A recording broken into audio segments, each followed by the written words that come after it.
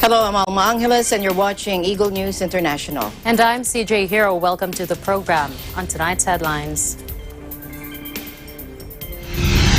Impeachment prosecutors are expected to wrap up their case against Donald Trump in the U.S. Senate after presenting chilling new footage of senior politicians fleeing for their lives during last month's assault on Congress, a riot they argued was deliberately incited by the former president.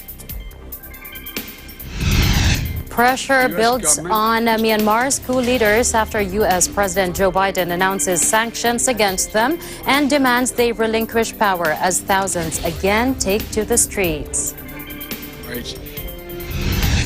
The World Health Organization endorses AstraZeneca's coronavirus vaccine for older people as China's global immunization outreach extends to pandemic-ravaged Mexico. And researchers said they had observed water vapor escaping high up in the thin atmosphere of Mars, offering tantalizing new clues as to whether the red planet could have once hosted life.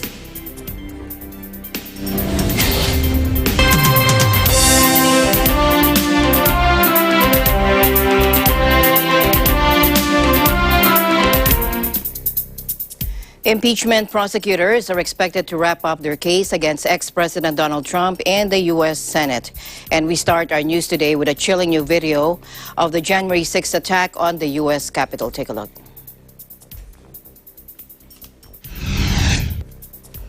Now, this footage, including the moment when Vice President Mike Pence was evacuated by the Secret Service, comes from the building's surveillance camera. It also shows rioters smashing windows and attempting to break down the office doors where Speaker Nancy Pelosi's staff were hiding. And police officer Eugene Goodman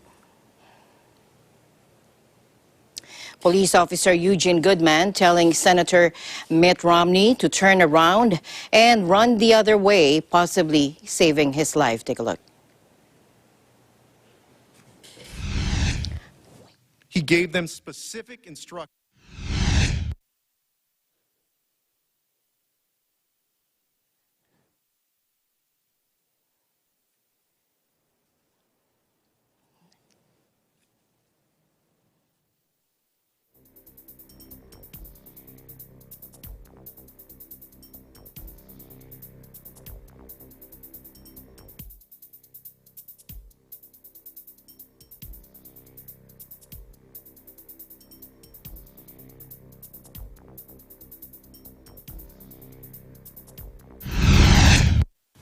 He gave them specific instructions on how, where, and when to fight to stop the steal. He told them to show up on January 6th and march to the U.S. Capitol to stop the certification of the election results. And he told them to come here and fight like hell. He directed all of the rage that he had incited to January 6th. That was his last chance to stop the peaceful transition of power. But Donald Trump had other plans.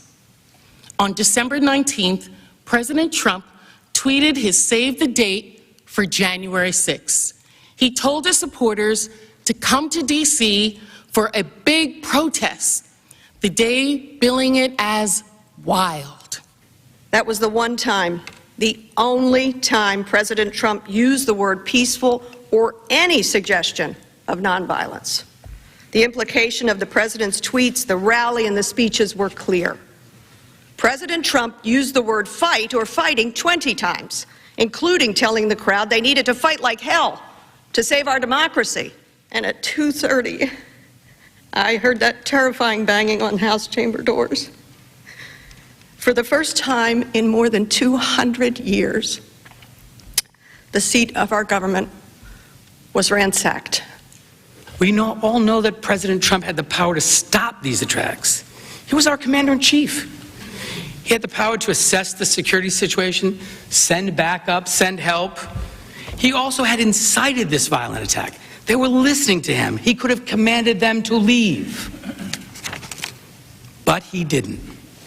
The first critical hour and a half of this bloody attack, Donald Trump tweeted his rally speech and did nothing else. They were completely and violently overwhelmed by a mob and needed help. And our commander-in-chief, President Trump, refused to send it. Senators, you've seen all the evidence so far, and this is clear. On January 6th, President Trump left everyone in this Capitol for dead. So, look, all I want to do is this. I just want to find 11,780 votes, which is one more that we have, because we won the state. Now, that tape you heard there, where they also accused Mr. Trump of applying pressure on Brad Raffensperger, the Georgia Secretary of State, to change the outcome of the election. That January 2nd call by the former president is now the subject of a criminal investigation. It is highly unlikely, though, that enough Republicans will join the Democrats to secure conviction in the impeachment trial. This requires a two-thirds majority, meaning 17 Republicans would need to go along with the 50 Democrats. But it's also believed that advisors are pressing him to keep back, fearing his reappearance could turn Republican senators against him. According to U.S. media reports, Trump was privately furious on the trial's opening day Tuesday at what he saw as his own lawyer's lackluster performance. Unlike Trump's first impeachment trial a year ago, which took 3 weeks, this one is expected to be over within days.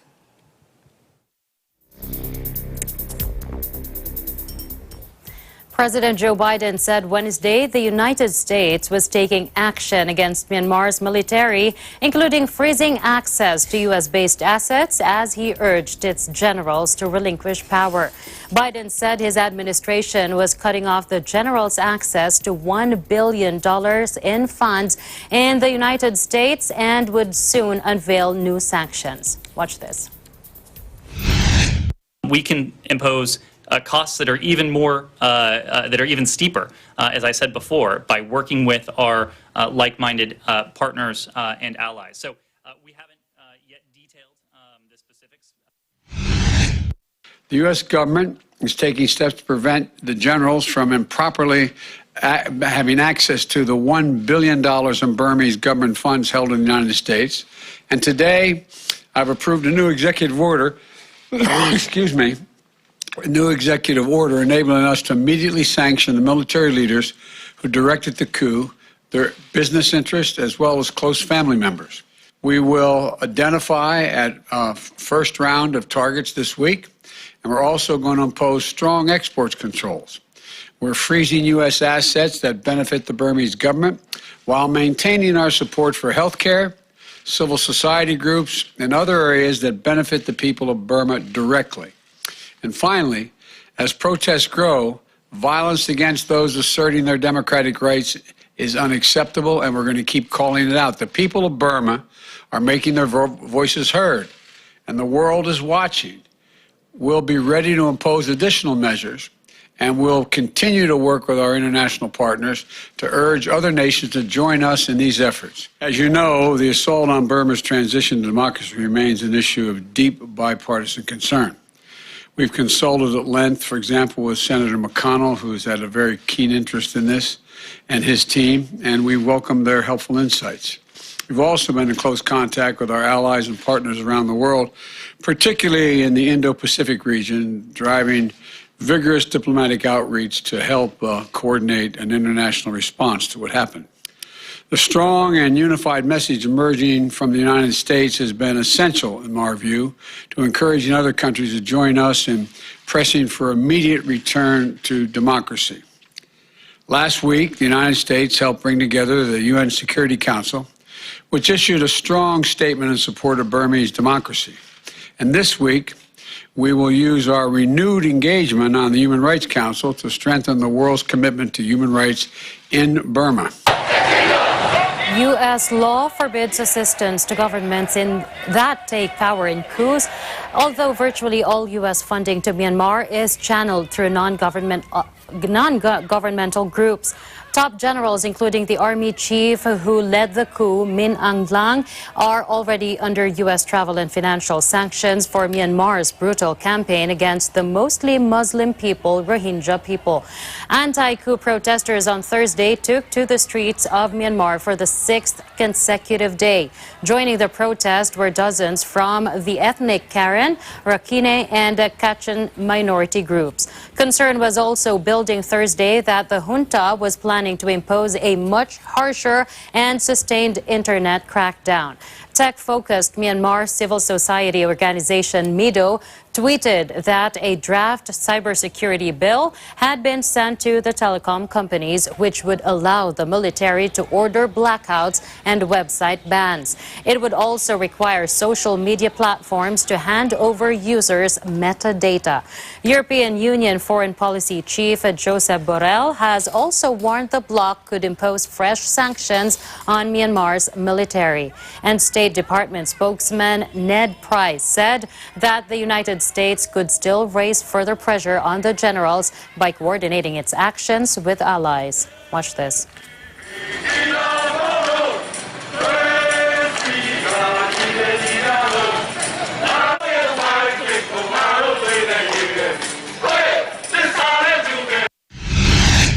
We can impose costs that are even more, that are even steeper, as I said before, by working with our like-minded partners and allies. So we haven't yet detailed the specifics behind that, but as we do so over the course of this week, it will be very clear to those around the world, but especially to the military elements in Burma who are responsible for this, that the costs for their anti-democratic action will be steep.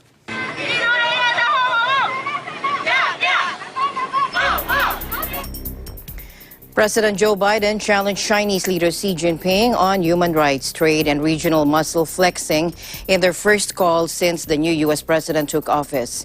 President Biden underscored his fundamental concerns about Beijing's coercive and unfair economic practices, crackdown in Hong Kong, human rights abuses in Xinjiang, and increasingly assertive actions in the region, including towards Taiwan, according to the White House. After the phone call, the president told the Chinese leader his priorities were to protect the American people's security, prosperity, health, and way of life, and to preserve a free and open Indo-Pacific. The White House said the two leaders also spoke about the COVID-19 pandemic, climate change, and weapons proliferation. Administration officials said Washington would continue to apply targeted sanctions against Chinese individuals and entities for intellectual property theft and tighten China's access to sensitive technologies. But they emphasized the approach will be to work with allies. They also said that Biden would not move quickly to change the hefty tariffs the former president, Donald Trump, placed on imports from China. Chinese state media reported simply that the two sides exchanged in-depth views on bilateral relations and major international and regional issues. It was not Biden's first interaction with Xi. The two met when Biden was vice president in the 2009-2017 administration of Barack Obama. U.S. President Joe Biden announces the formation of a Special Defense Department task force on China and orders an immediate review of the military strategic approach to the challenge from Beijing shortly before he spoke to Chinese leader Xi Jinping in their first call. Watch this. Today, I was briefed on a new DOD-wide China task force that Secretary Austin is standing up to look at our strategy and operational concepts, technology and force posture, and so much more. The task force will work quickly, drawing on civilian and military experts across the department to provide, within the next few months, recommendations to Senator Austin on key priorities and decision points so that we can chart a strong path forward on China-related matters. The new task force was given 4 months to come up with assessments and recommendations on U.S. military strategy toward China, technology, force structure and force posture, and alliances and bilateral defense relations with Beijing. He said the Pentagon review needed to be backed by both political parties and Congress and from allies and other partnerships. In other news, India said Thursday it had reached an agreement with China for both to pull back from parts of their contested Himalayan border in the biggest push to ease tensions between the nuclear-armed neighbors since a deadly clash in June. Indian Defense Minister Rajnath Singh said the agreement with Beijing to pull back forces from the Pangong Lake area envisages that both sides will cease their forward deployments in a phased, coordinated, and verified manner. India and China fought a border war in 1962 and have long accused each other of seeking to cross their frontier, which has never been properly agreed in India's Ladakh region just opposite Tibet. The latest standoff was triggered in May when Indian officials claimed Chinese troops encroached over the demarcation line on parts of the northern side of the Pangong Chol Lake and some of the strategically important Galwan River Valley. In mid-June, 20 Indian soldiers were killed in a brutal high-altitude border battle in the Galwan Valley in one of the deadliest clashes between both sides in recent decades.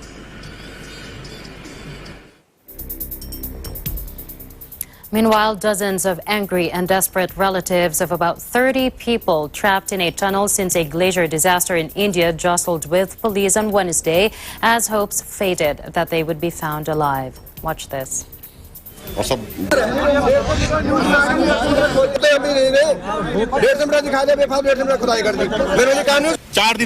सारे टंडल वाले हैं sir, जो worker हैं तो ये जो है सारे हैं सबके हम ये चाहते हैं कि मशीनों की और व्यवस्था की जाए, मतलब जो उस साइड से 4 टनल हैं उसमें और मशीन लगा के वहाँ का जो रिसाव है वो कम हो जाए ताकि इधर से प्रोग्रेस जो है बढ़े, ताकि जल्दी से जल्दी हम उन लोगों तक पहुँच सके। हमारा भाई है, उसकी 5 बेटियाँ हैं और सब छोटे छोटे बच्चे हैं और सब बर्बाद, पूरा घर ही बर्बाद हो गया।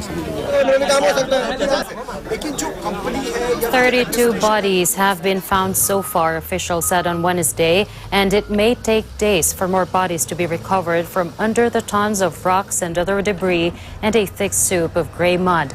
The main focus of the massive rescue operation, underway day and night since Sunday, is a tunnel near a severely damaged hydroelectric plant that was under construction at Tapavan in Uttarakhand state.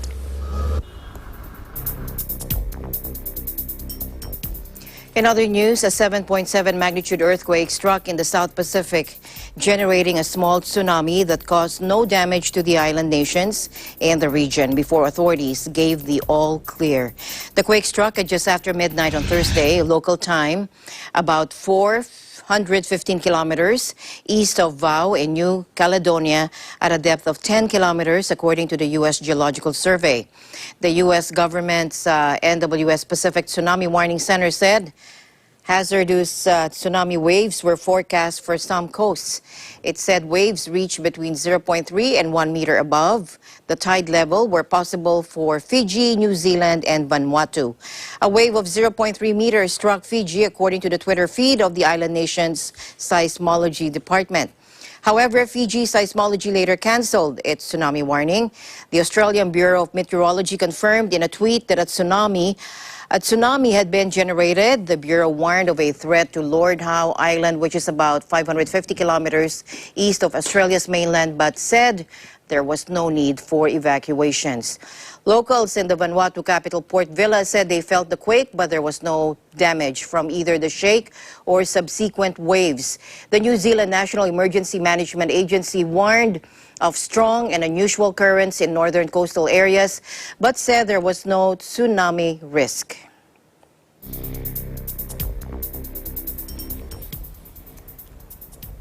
A 6.2 magnitude earthquake struck off the coast of Indonesia, Sumatra Island on Wednesday, according to the U.S. Geological Survey, but there was no tsunami warning or immediate reports of damage. The strong offshore quake hit about 217 kilometers south-southwest of the city of Bengkulu at a shallow depth of 10 kilometers at 7:52 p.m. local time or 12:52 GMT. Shallow quakes tend to cause more damage than deep ones. The Southeast Asian archipelago experiences frequent seismic and volcanic activity due to its position on the Pacific Ring of Fire, where tectonic plates collide.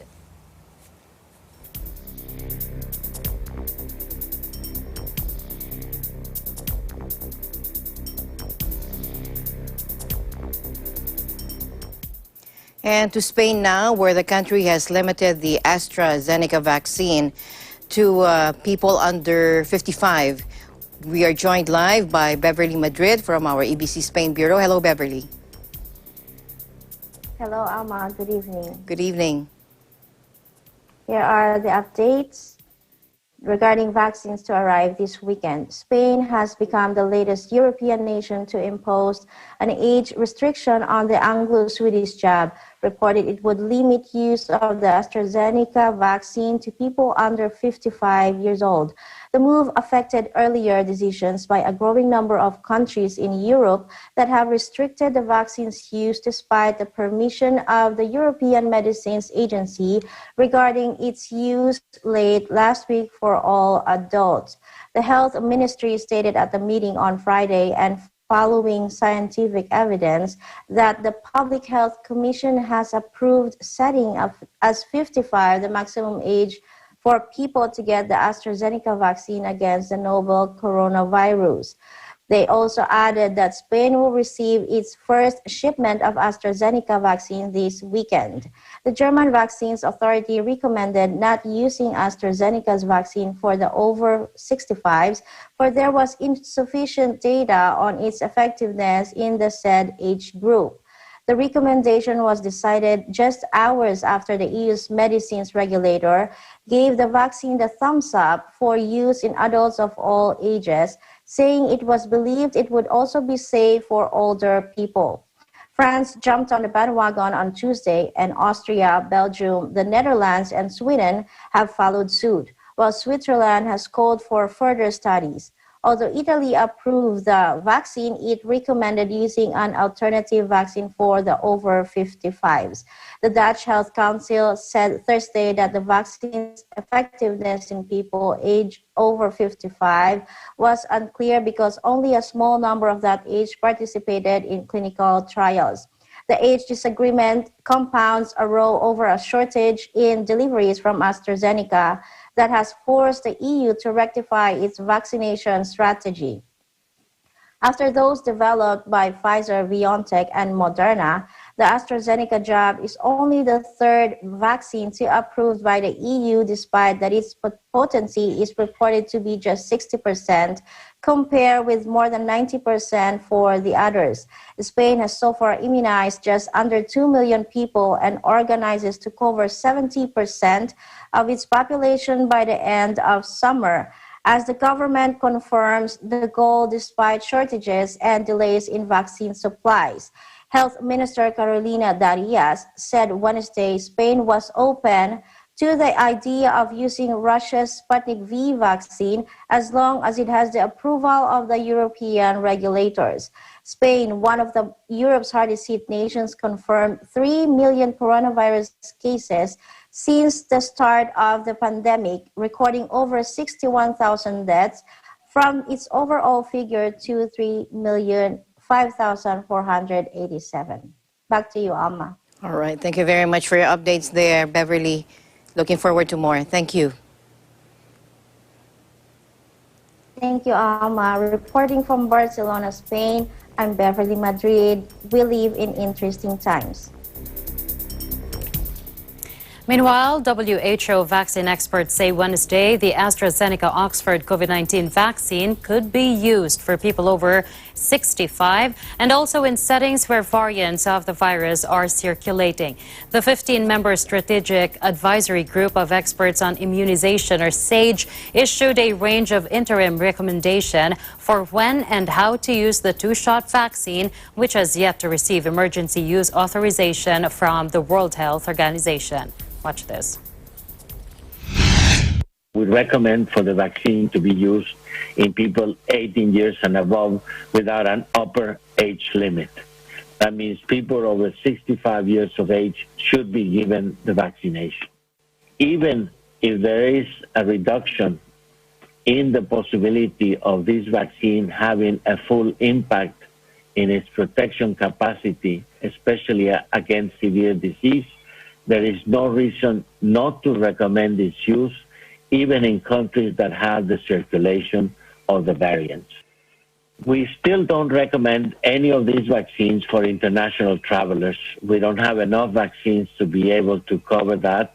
And we don't feel that this is a group that, first of all, should be traveling unnecessarily, and second, that would require the specific protection of a vaccine.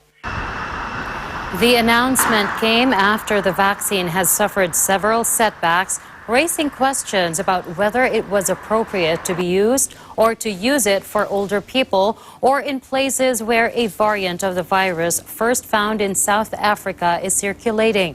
SAGE Chief Alejandro Cravioto acknowledged that there was a lack of data on the efficacy of the vaccine for people over the age of 65, which has prompted a number of countries to recommend against its use in older people.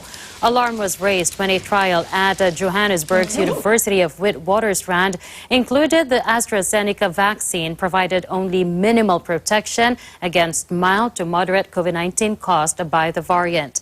That was bad news for many poorer nations counting on the greater accessibility, affordability, and logistical advantages offered by the AstraZeneca shot. But the WHO and its partners have cautioned against dismissing the vaccine, pointing to the small size and possibly problematic methodology of the South African study, insisting more data was needed.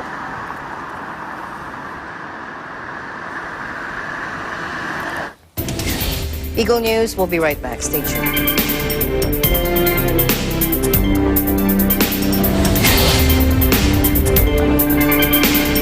Portion is brought to you by Canriv Corporation, your ventilation and air conditioning specialist.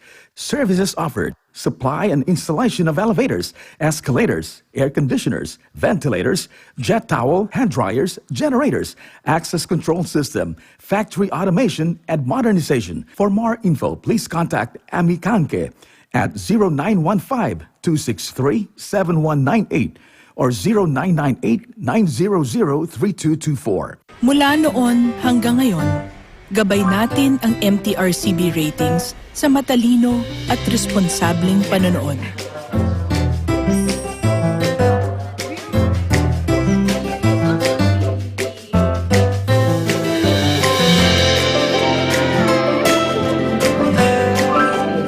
Sa tamang pagsunod sa MTRCB ratings, ginagawa nating ligtas at makabuluhan ang panonood ng bawat miyembro ng pamilyang Pilipino.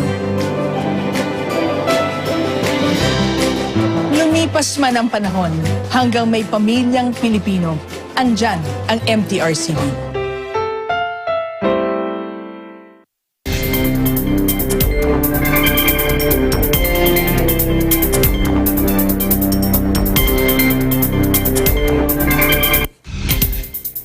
Reports say the head of the Tokyo Olympics and Paralympics Organizing Committee, Mr. Mori Yoshihiro, has decided to step down after his controversial comments about women were widely criticized.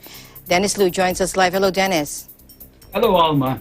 Yes, reports here said Tokyo Olympics chief Yoshihiro Mori is to resign after he sparked outrage in Japan and abroad by claiming that women talk too much in meetings.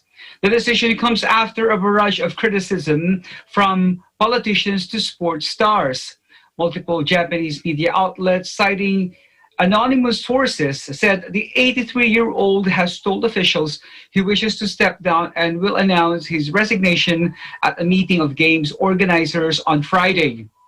Mr. Mori, a former prime minister, has come under increasing pressure since remarks he made last week to members of the Japanese Olympic Committee. He has apologized for the sexist remarks but insisted he was repeating complaints made by others and dug a deeper hole when he explained that he doesn't speak to women much. Local media reported that his most likely successor is Saburo Kawabuchi, an 84-year-old longtime sports administrator, public broadcaster NHK, and other media said Mori met Kawabuchi Thursday to ask him to take on the role of president. Kawabuchi, who currently serves in the symbolic role of Olympic Village mayor, reportedly accepted Mori's request a former footballer, Kawaguchi, played a large part in popularizing the game in Japan in the 1990s. He played for Japan when the country last hosted the Olympics in 1964, scoring a goal against Argentina. Organizers are already facing public opposition to holding the games this summer, with polls showing around 80% back either further postponement or a cancellation. Parts of Japan, including the capital, are currently under a virus state of emergency, and the first vaccine approval in the country is only expected next week. In a bid to bolster support, organizers and Olympic officials have released a series of virus playbooks with rules they say will ensure the games can be held safely even if the pandemic is not under control by the opening ceremony, scheduled for July 23rd. Back to you, Alma. All right, thank you very much, Dennis, for your updates there in Japan, and hopefully the Olympics will push through. Thank you very much, Dennis. Stay Hopefully, safe. Alma. Reporting from Tokyo, Japan, this is Dennis Liu. We live in interesting times. Meanwhile, Ukraine has banned coronavirus vaccines produced in bitter rival Russia despite struggles to launch its vaccination campaign. The ban on Russian vaccines came despite criticism of President Volodymyr Zelensky for failure to source Western-made jabs. Not a single dose of any vaccine has yet to arrive in the ex-Soviet country. Zelensky said this week that Ukraine, one of the poorest countries in Europe, would begin the first phase of the vaccination campaign later this month.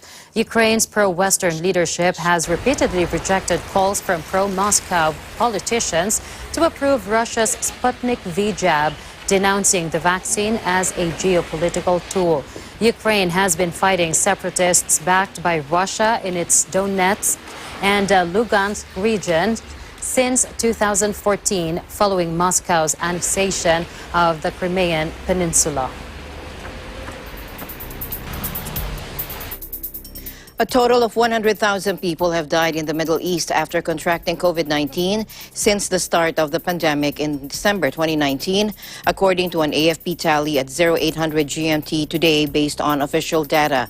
In all, 4,991,770 people in the region have tested positive for the new coronavirus. In terms of deaths, the Middle East is the fifth most affected region in the world, behind Europe, Latin America, and the Caribbean, the United States, Canada, and Asia. Over the last 7 days, the number of new daily cases detected in the Middle East has risen slightly to an average of 25,114 per day, an increase of 3% compared to the previous week. But the trend is clearly downwards in terms of deaths, with an average of 238 recorded per day, down 19% over the week. Iran is the country in the region that has suffered most from the pandemic. In other news, Mexican regulators gave emergency approval Wednesday to the Chinese-made COVID-19 vaccines, CanSino Biologics and CoronaVac. The approval was announced by Deputy Health Minister Hugo Lopez-Gatell as Mexico struggles to manage the pandemic. In addition to CanSino and Sinovac's CoronaVac, Mexico has authorized 3 other COVID-19 vaccines, those from Pfizer, AstraZeneca, and Russia's Sputnik V. Mexico has officially registered around 170,000 deaths from COVID-19, the world's third highest toll, and nearly 2 million known cases.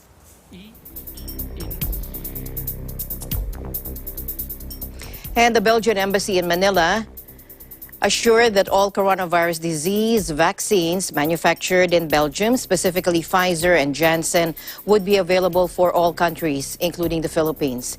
In a statement, the embassy said, quote, Belgium is very proud to be at the epicenter of the manufacturing of vaccines during this pandemic, where 2 vaccines are being produced, Pfizer and Johnson & Johnson, Janssen. Belgium guarantees that the COVID-19 vaccines will be available for all countries, and that includes the Philippines. The assurance was made as it announced a new procedure for securing a license to export COVID-19 vaccines outside of the European Union. Within Europe, Belgium is responsible for granting export licenses for COVID-19 vaccines manufactured by Pfizer and soon also Johnson & Johnson. The EU placed a temporary export control on COVID-19 vaccines made inside the bloc, but it earlier assured that the Philippines and other low-income countries would be exempted from the restriction. Thai pro-democracy protesters returned to the streets of Bangkok Wednesday after nearly 2 months, clanging pots and pans, a tactic borrowed from mass rallies against a coup in neighboring Myanmar. The protest came a day after a court denied bail to 4 prominent democracy leaders who were charged under the kingdom's draconian royal defamation laws. Since the pro-democracy movement kicked off in July, more than 50 protesters have been charged under the laws and face up to 15 years in jail. At the movement's peak last year, tens of thousands of people rallied across Bangkok to call for the resignation of Premier Prayut Chan-o-cha. Protesters also broke a long-held taboo by demanding reforms to the country's unassailable monarchy. Also joining the protests were scores of Myanmar migrant workers, a front of solidarity for pro-democracy values after their home country was plunged back under military rule last week when their leader Aung San Suu Kyi was ousted. Hundreds of thousands of people have since taken to the streets of Myanmar to demand a return to democracy.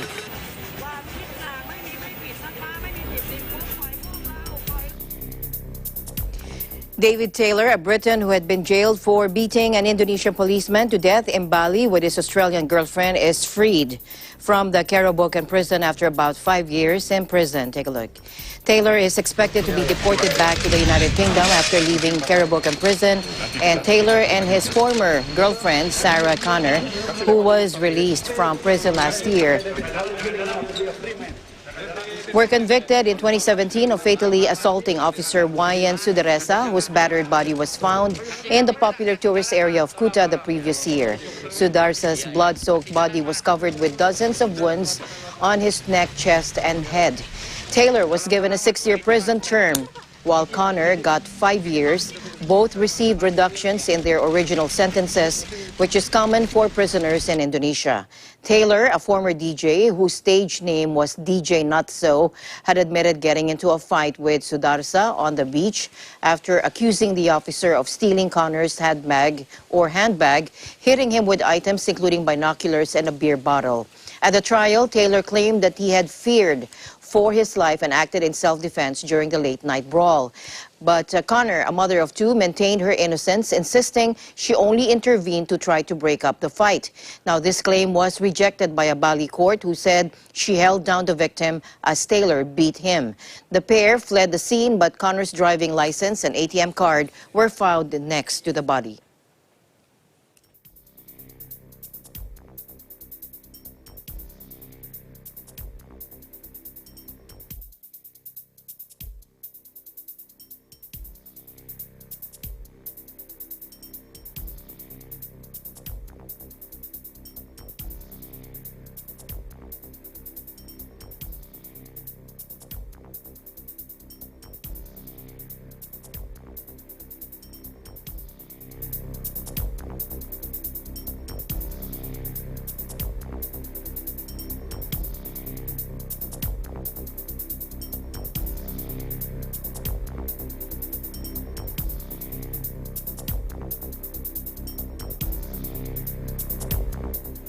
All right, let's get an update from Man Gloucester from our EBC Switzerland Bureau. Hello, Man, and what is your update from Switzerland?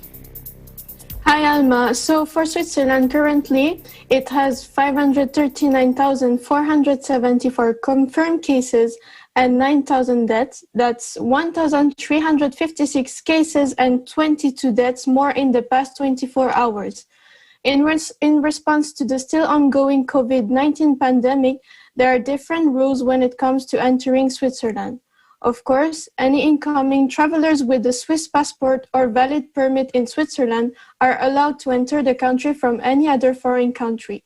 Otherwise, entry restrictions may apply to the rest. Almost everyone must fill out a form to enter the country as a proof of a negative test and or go into quarantine, except for people who come from an area at the border and not entering by air. This exemption also applies to those whose work is to transport passengers or goods across the border and are able to travel directly to another country. The entry form can be filled out electronically on a computer or smartphone. Afterwards, the travelers will be given a QR code by email as a confirmation, but you can also have the paper version before boarding the transport. This QR code will then be shown if the traveler gets control while crossing the border. The traveler must be able to show proof of a negative coronavirus test whenever he or she enters Switzerland by air before boarding the aircraft and whenever he or she stayed in a country with an increased risk of infection within the 10 days before entering the country, whether it is by bus, rail, car, etc. The only ones exempted are children under the age of 12. When it comes to quarantine, it is mandatory for adults and children who have spent time in a country or area with an increased risk of infection to do it for 10 days. Even those with a negative test results and or COVID-19 vaccination are not exempted from this rule. But before that, the traveler must report his or her arrival to the cantonal authority responsible within 2 days. Back to you, Alma. All right. I believe, Mayan, the test that you're talking about must meet 3 requirements. Can you tell me what these are?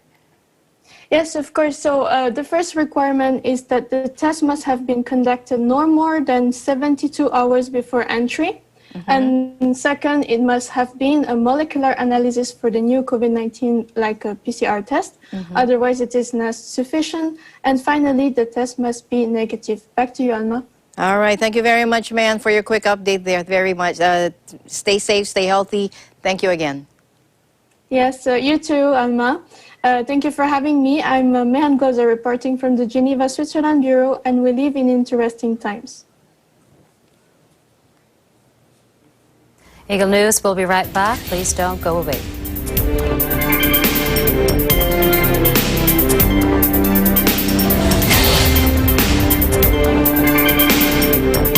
This portion is brought to you by Kubert, an expert in air conditioning and electromechanical, also engaged in structural, electrical, fire protection, plumbing, and sanitary services. Kubert, your ultimate MEPS air conditioning solutions.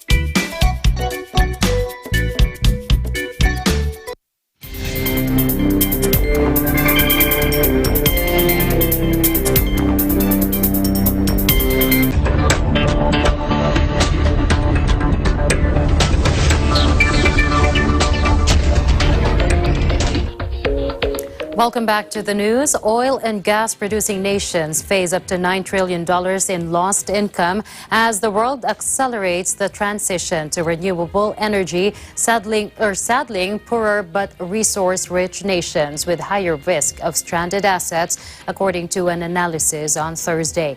Over 400 million people live in the worst affected countries where declining fossil fuel revenues could see government income fall by at least 20%, leading to cuts in public services and greater unemployment, according to an assessment by the carbon tracker industry watchdog. Half of those set to be impacted live in Nigeria, where a 70% drop in oil revenues would cut state income by 1/3, according to the report. As renewable energy such as wind and solar becomes cheaper than fossil fuels, oil-producing nations collectively risk a $13 trillion loss by 2040 compared with industry expectations. The report warned that governments needed to act now to reduce dependence on oil and gas revenues or face the risk of wasted capital and obsolete infrastructure projects. Andrew Grant, head of climate, energy, and industry at Carbon Tracker, said recent net zero announcements from global powerhouses such as China and Japan have added impetus to the shift away from highly polluting energy.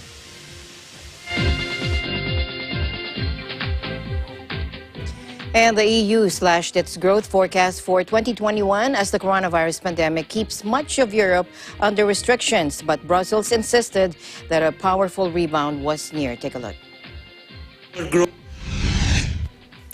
Because the recession in 2020 was not as deep as expected, and thanks to the breakthroughs regarding vaccines, we now project the EU economy will return to its pre-crisis GDP level in 2022. In few words, compared to our previous forecast in autumn, a smaller contraction in 2020, lower growth in 21, and stronger growth in 22. To be clear, these measures are necessary. But of course, they affect economic activity, although to a much lesser degree than in spring last year. Following the contraction in almost all member states, except Ireland, GDP is expected to expand in all member states in 21 and 22. And this is, of course, the famous light at the end of the famous tunnel.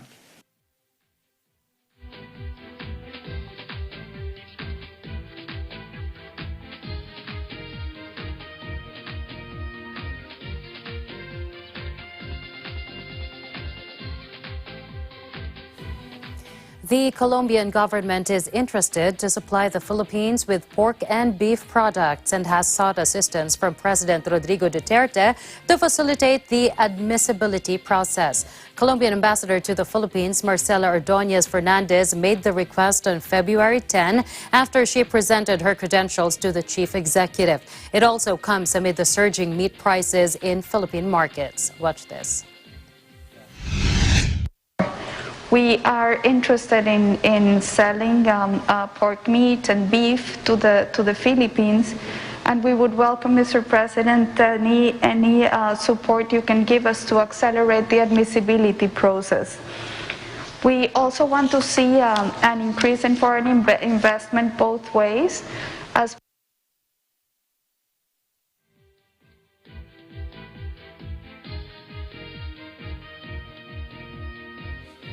Meanwhile, Malacanang questioned the supposed refusal of local media giant ABS-CBN Corp to pay off its debts to the State-Owned Development Bank of the Philippines, or DBP. Presidential spokesperson Harry Roque said it was unjust for ABS-CBN to get away by not paying its 1.6 billion pesos in loans to DBP. Take a look. Yung unang panahon, at hindi ko po alam kung kailan to, no? Ang ABS-CBN ay may mga pagkakautang, mga pananagutan na ang ginawa niya, ibinenta po niya, bibigay ka ng asset mo sa SPAV dahil hindi mo binabayaran ay yung pagkakautang. Pero bakit ang ABS-CBN, hindi naman siya naglulugi ng mga panahon na yon? Binigay lang niya yung asset niya sa SPAV dahil ayaw niyang bayaran. At isa sa pinagkakautangan niya, isang gobyernong bangko na DBP. So yan po yung kwento na nakarating kay Presidente, no? Hindi tama na hindi ka naman nalulugi, hindi mo binayaran yung utang mo at binigay mo sa SPAV. So, pero ang decision po ng Presidente, hahayaan na niya ang Ombudsman mag-decision dyan. Dahil sa totoo lang po, legal naman yung pagbibigay sa SPAV. Pero ang issue is, meron kasi tayong anti-graft law na entering into a contract disadvantageous to government. Sabihin na nating legal, pero kung hindi naman po paborto sa gobyerno at hindi nabayaran yung utang,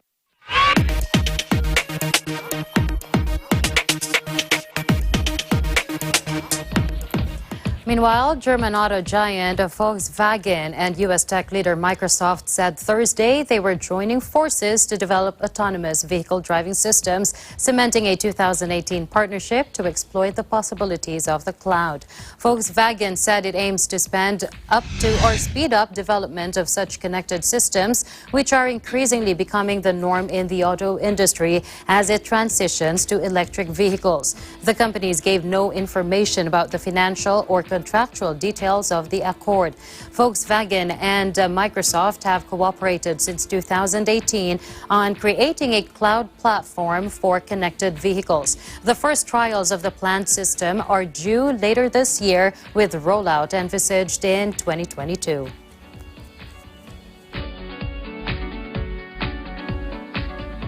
And China's Tianwen-1 probe entered the orbit of the planet Mars on Wednesday, according to state media, after it launched from southern China last July. Take a look. It is the latest step in Beijing's ambitious space program, which aims to establish a crewed space station by 2022 and eventually put a man on the moon, and has opened up a new extraterrestrial arena for U.S.-China competition. Tianwen-1 launched around the same time as a rival U.S. mission and is expected to touch down on the Red Planet in May. Its success comes the same week as the United Arab Emirates' Hope probe also successfully entered Mars orbit, making history as the Arab world's first interplanetary mission. Billions of dollars have been poured into space exploration as China seeks to assert its rising global stature and growing technological might.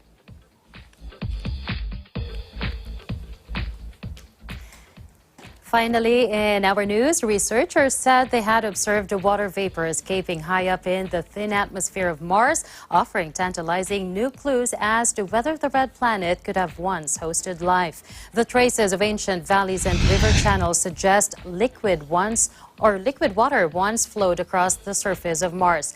Today, the water is mostly locked up in the planet's ice caps or buried underground, but some of it is vaporizing in the form of hydrogen leaking from the atmosphere, according to the new research co-authored in the journal Science Advances by two scientists at Britain's Open University.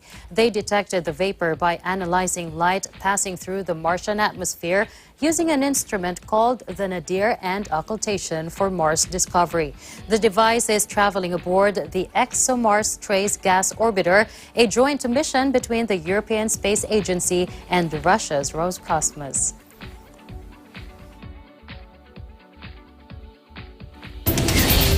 If they send people to Mars, I'm not going. I'm not going to survive. So much to explore. Yeah, I need my moles. And that's it for tonight's broadcast. Thank you so much for joining us. I am CJ Hero. Please join us again tomorrow. And at the end of the day, there remains so much more to be grateful for. I'm Alma Angeles, and we live in interesting times.